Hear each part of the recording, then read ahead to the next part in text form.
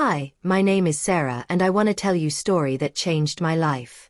I still remember the feeling the moment we arrived at the cabin, tucked deep in the North Carolina woods. Michael and I had driven for hours, leaving behind the relentless noise, the choking traffic, and the constant pressure of city life. I think we both hoped this weekend would be nothing more than peace, a simple retreat from the chaos. But as soon as we stepped out of the car, the forest swallowed us in its quiet, towering presence. Pines stretched high into the sky, their needles whispering in the cool breeze, and a small stream trickled just a few feet from the cabin's wooden steps. The air smelled of earth, moss, and the faint tang of early autumn. It was like stepping into another world, one where time moved slower, and the city's heartbeat felt impossibly far away. That first evening, everything felt almost magical. Michael and I set up a small fire outside, laughing at our own fumbling attempts to get the logs to ignite. Shadows danced around us, and for the first time in months, I felt my chest unclench. We cooked our dinner over the flames, telling stories and teasing each other, like we hadn't done in years. And when the fire died down, we laid back on a blanket, staring at the stars. They were sharper, brighter than I remembered, like pinpricks of frozen light in a deep black velvet sky. Tomorrow, Michael said, brushing his fingers through my hair, we'll take the trail to the lake. They say the sunrise there is breathtaking. That night, the forest was alive in ways I wasn't used to. I woke several times to strange, snapping sounds, branches breaking somewhere deep in the trees. At first, I convinced myself it was animals. Squirrels, deer, maybe a raccoon. But even as I fell back asleep, unease coiled in my stomach. When morning came, I woke with a strange light streaming through the cabin window. The bed beside me was empty. My heart skipped a beat. I thought maybe Michael had gone outside to fetch water or build the fire, but then I noticed the cabin was silent. His things were exactly where we'd left them, his backpack, phone, jacket, but he was gone. Michael. I called softly, my voice trembling as it echoed through the still air. Only the wind replied. Panic rose like a wave, but I forced myself to take a deep breath. I had watched survival shows on TV, thinking I'd never need those lessons. Now, I clung to every one of them. I grabbed a flashlight, pulled on my jacket, and stepped outside. The morning air was crisp, filling my lungs with its sharp scent of pine and wet soil. On the ground, faint footprints led away from the cabin, disappearing into the dense forest. I followed them, repeating his name over and over, hoping for an echo, a sound, anything.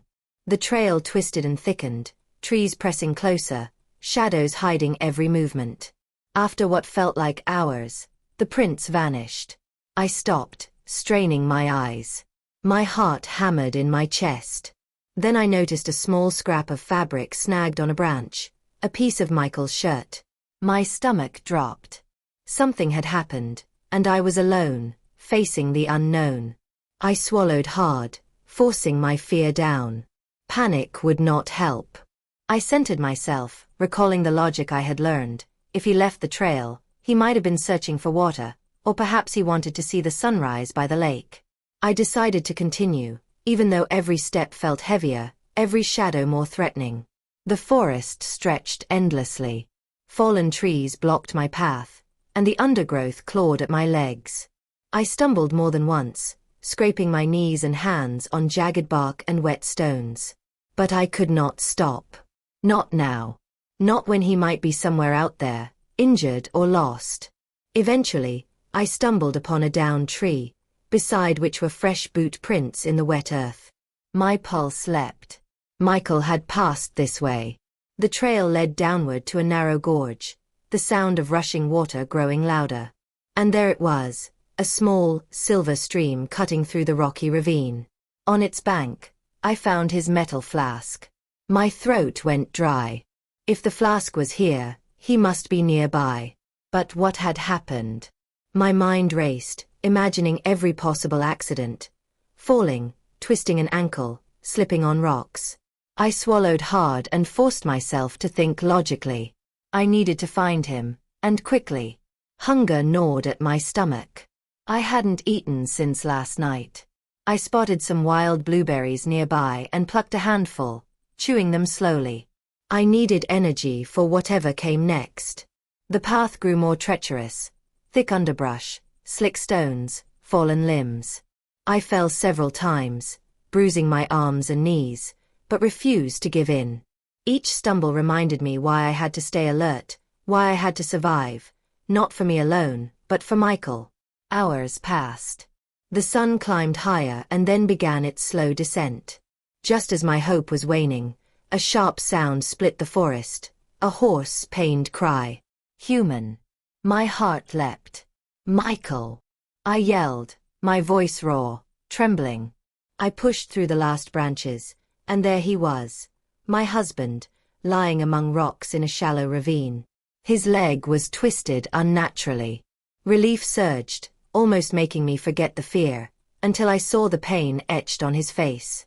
I rushed to him, touching his cheek gently. I held back tears, forcing myself to focus. Panic would solve nothing. I checked him carefully, breathing steady, head uninjured, but the leg, clearly broken. I tore my shirt into strips and made a makeshift bandage, then found sturdy branches to fashion a primitive splint. "Does it hurt?" I asked, tightening the strips. "Yeah, but it's okay. You're doing it right," he winced. Sunlight faded quickly, shadows lengthening. We needed a fire. No matches.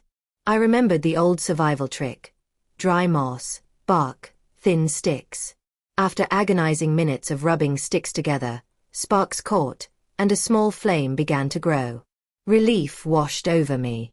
"I can't believe you did this," Michael murmured, watching the flickering fire. I stayed awake through the night, listening to every rustle and whisper of the forest, holding a heavy branch in case a coyote or something worse came too close.